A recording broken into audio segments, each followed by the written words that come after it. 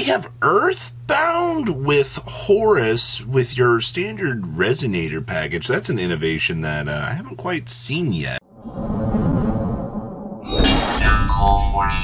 Make sure you guys smash something crap out of that subscribe button so you guys don't miss out on more awesome content. We have a breakdown for the Argentina regional here. Now, this is a little bit different than what we've kind of been used to seeing. Like, you actually have virtual world kind of showing up out here and being actually a menace. Like, I think we've seen 2 virtual world lists out of a majority of the regional season kind of starting here.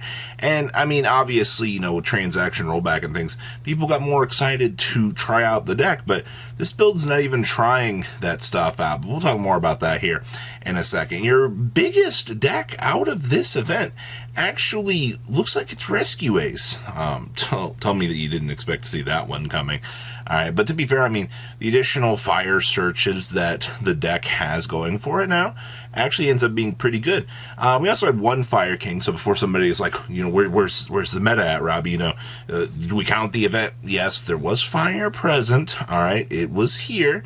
You know, you got to remember a lot of these rogue options, they can overpower certain regions, and it depends on how many people want to play them as well. So that's a pretty big thing to consider.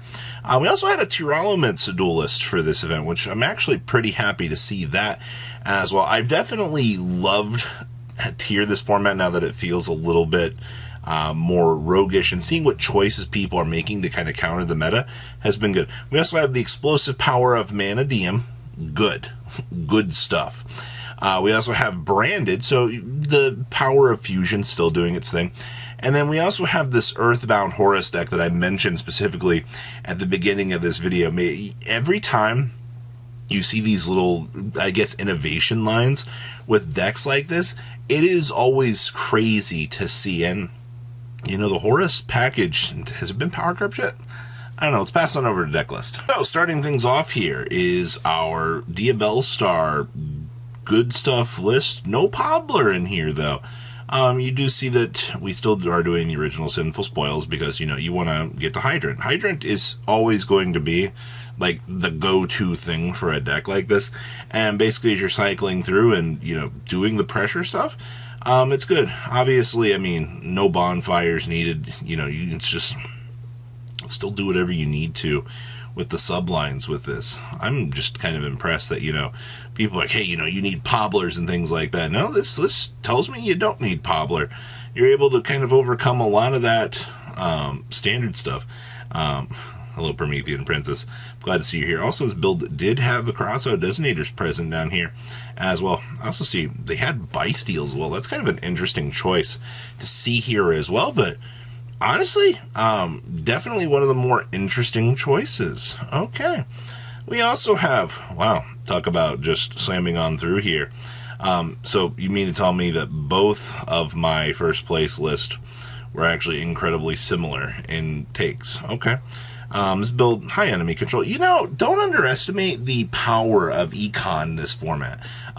There was a reason why this card was an insanely good tech choice for a deck like this. You know, especially when you're getting into the defensive category of options here, being able to assist you and turbo through a lot of those bigger pushes. This card does a lot. You also have, I mean, don't even get me started on Ghost Bell. Honestly, if this format were really any different and things kind of looked a little bit better, this card could be insanely more dangerous, but card still helps you out in all of the right places that you need to see. So, overall, good stuff. This game is kind of balancing itself out, I feel like, especially if Rescue Ace is doing well here.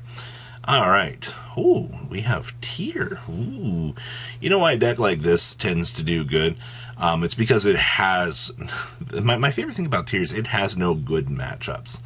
And what somebody's going to be like, what do you mean, Robbie? Every deck has good matchups. Yes.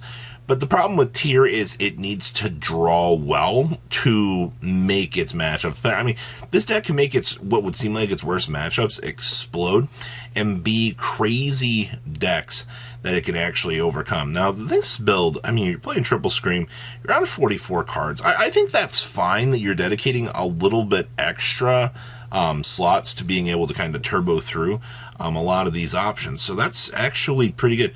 You also got the triple super poly in here. You also have double talents in the main. Of course, one Called by the Grave. You know, if this deck can actually sack with the one of Called by the Grave, it's probably going to have a good time.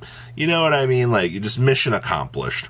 Alrighty, we also have Manadium. You know, Manadium had a pretty decent run back for these events, I feel like. You know, when you look at everything for the meta, you're like, well, you know, Manadium sets up a pretty strong board.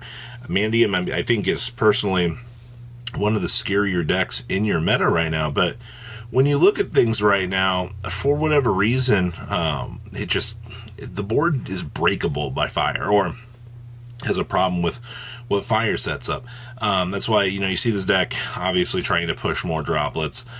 You still are doing the Manadium reframing lines of play. Honestly, I think this is going to be one of the strongest reasons why you can see this deck doing well. You know, reframing is an insane card for when it actually gets a chance to resolve. But, you know, we have to get to that point in order for, you know, most of this stuff to actually really matter. So, not too bad to see Manadium actually doing Manadium things. Next up is, wow, hi Adlidium. Been a little while since we've seen you, dear old friend. Okay. This is, I think, probably your most standard branded of branded decks that we have seen so far. One Albion, you have the triple Brandon fusion, your one Brandon in red. No Fenrir's in the main deck. That's kind of crazy to see. They side the Gimmick Puppet. That's wild to me, but, you know, to be fair, you just kind of rely on this deck to do the board breaking for you. I see we have the triple evenly matched in here as well. Okay, well then, more options, I suppose. Gold Sarcophagus to trigger into the Mercurier for the search, and only 2 ashes. You know, it's not doing cross-out designators either to, you know, stop the hand traps that are going to come down. So, okay. Interesting. All right. Oh my gosh, it's Virtual World. Okay, so I hadn't fully looked at this yet, but yes, there is no transaction rollback. We all love transaction rollback. We all love, you know, spicy tech choices make game fun. Doesn't need them. All right, you have so many other different options available that you can mess around with for these decks to do well. It'll usually work out for you. Now this is kind of cool. I see that we're playing Jaja down here. I feel like I've not seen Jaja see hardly any play at all, but, you know, Jaja being one of those little niche interactions that Virtual World actually has underneath its belt, because everybody looks at this deck, they're like, oh yeah, it's just Shen Turbo. Yeah, I feel that some days. Like, Shen is honestly the reason why I feel like this deck wins a lot of its matchups. But, hey, you know what? And we also have Wolo back here, too. Okay. What else we got? See, I told you there was Fire King present in this event. This is more budgetary, though, the way it looks. You actually see the triple Kieran, so you can actually make sure you can blast your opponent. But talk about being back here in a time capsule, man.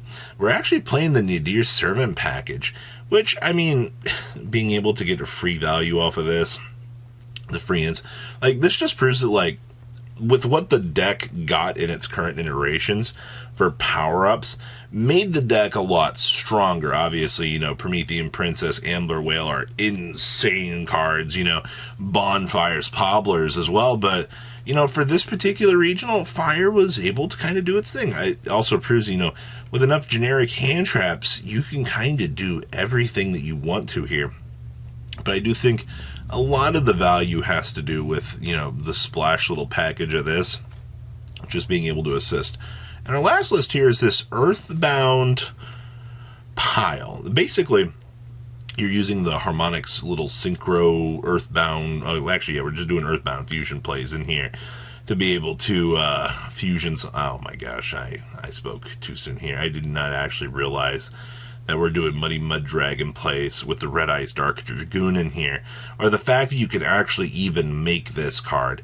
The talk about, like, cheese little level 10 synchro plays along the way for the good stuff, and then, you know, just slamming down Red Eyes Dark Dragoon on the back here, and your opponent's just like, yeah, good luck.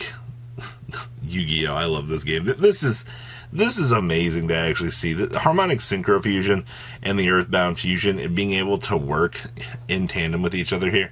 This is cool. So what do you guys think about this breakdown? Please leave a comment down below. Tell me what you guys think. See your beautiful faces back here later today, guys. Peace. Patrons, thank you.